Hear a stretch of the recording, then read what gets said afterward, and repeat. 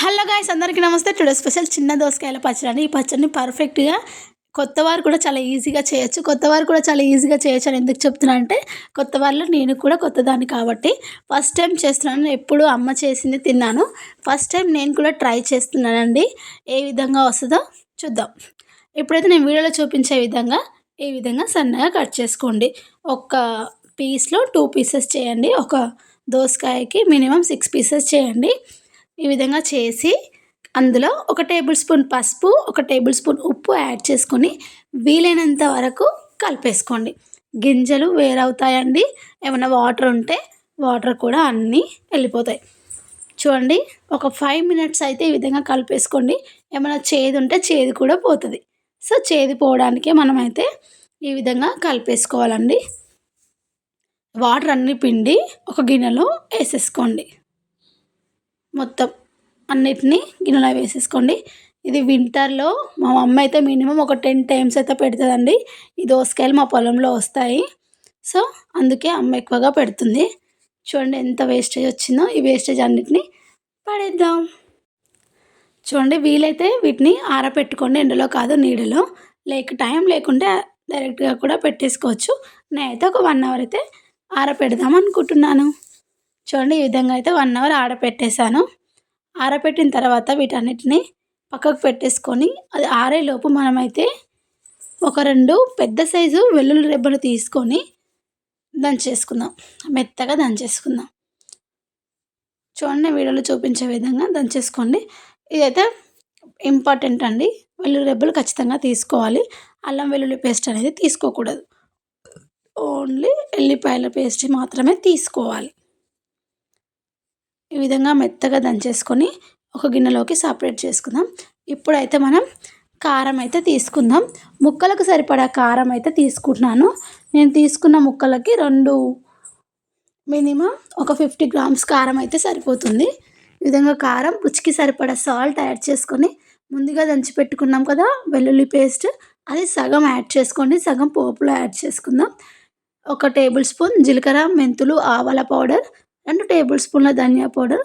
ఈ మిశ్రమాన్ని మొత్తం కారంలో కలిసే విధంగా కలిపేసుకుందాం. చూడండి, మొత్తం పూర్తిగా కలిపేయండి. ఎలాంటి గడ్డ లేకుండా మొత్తం నీట్గా కలిపేసుకోండి. ఈ విధంగా కలిపేసుకొని మనం దోసకాయ ముక్కల్ని యాడ్ చేసుకోవాలి. దోసకాయ ముక్కలకు కూడా కారం పర్ఫెక్ట్గా పట్టేంత వరకు కలిపేసుకోండి.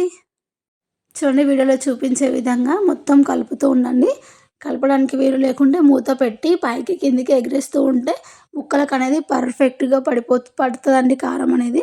ఇప్పుడైతే ఈ మిశ్రమాన్ని పక్కకు పెట్టేసుకొని ఒక గిన్నె అయితే పెట్టేసుకొని అందులో ఆయిల్ అనేది కొద్దిగా ఎక్కువగానే వేసుకోండి. పచ్చళ్ళలో ఆయిల్ ఎక్కువగా ఉంటే టేస్ట్ అనేది బాగుంటుంది. నిల్వ పచ్చడి కదా, 1 మంత్ వరకు అయితే ఖరాబ్ కాకుండా ఉంటుంది. ఇందులో 1 టేబుల్ స్పూన్ ఆవాలు, 1 టేబుల్ స్పూన్ జీలకర్ర దోరగా అయ్యాక మనమైతే దోరగా అయ్యేంత వరకు ఉంచాలి. ఒక 2 to 3 మినిట్స్ ఫ్రై అయ్యాక మనం దంచి పెట్టుకున్న వెల్లుల్లి పేస్ట్ని యాడ్ చేసుకుందాం. పచ్చివాసన పోయేంత వరకు కలిపేసుకుందాం. కొందరు కరివేపాకు వేసుకుంటారు, కొందరు కరివేపాకు వేసుకోరు. ఇదే టైంలో మీరు కావాలంటే పోపు దినుసులు ఉంటే వేసుకోండి. అదే మిరపకాయలు వేసుకుంటే అంత బాగుంటుందండి. మిరప గింజలు వేసుకోవాలి. నేనైతే కరివేపాకు యాడ్ చేస్తున్నానండి. కొందరు కరివేపాకు స్కిప్ చేస్తారు. నేనైతే స్కిప్ చేయడం లేదు. మనం పసుపు ఇంతకుముందు యాడ్ చేసుకున్నాం కదా, ఇప్పుడు పసుపు అనేది అవసరం లేదండి. అంతే అండి. నూనె చల్లారాక అందులో కలిపి పెట్టుకున్న కారం, దోసకాయ ముక్కలు యాడ్ చేసుకుంటే సరిపోతుంది. ఇప్పుడు ఆయిల్లో మొత్తం కలిసే విధంగా పచ్చడిని కలిపేసుకుందాం. చూడండి, ఈ విధంగా మొత్తం కలిపేసుకోవాలి. చూస్తుంటేనే వేడివేడి అన్నంలో తింటే మాత్రం టేస్ట్ అనేది అద్భుతంగా ఉంటుందండి. ఈ విధంగా మనం హెయిర్ కంటైనర్ గ్లాస్లో తీసుకుంటే చాలా అంటే చాలా బాగుంటుంది. ఇలాంటి గాజు సీసాలో తీసుకోండి. పచ్చడి అనేది అస్సలు పాడవకుండా ఉంటుందండి. నెక్స్ట్ డే మనం సాల్ట్ కరెక్ట్గా లేకుంటే పైన నురగలా వస్తుందండి. సాల్ట్ కరెక్ట్ ఉంటే నురగ అనేది రాదు. ఒకవేళ నురగలా వచ్చిందనుకోండి, ఎమ్మటే సాల్ట్ అనేది యాడ్ చేసుకోండి. అంతే అండి. ఎంతో టేస్టీ అయిన చిన్న దోసకాయ పచ్చడి రెడీ అయిపోయింది.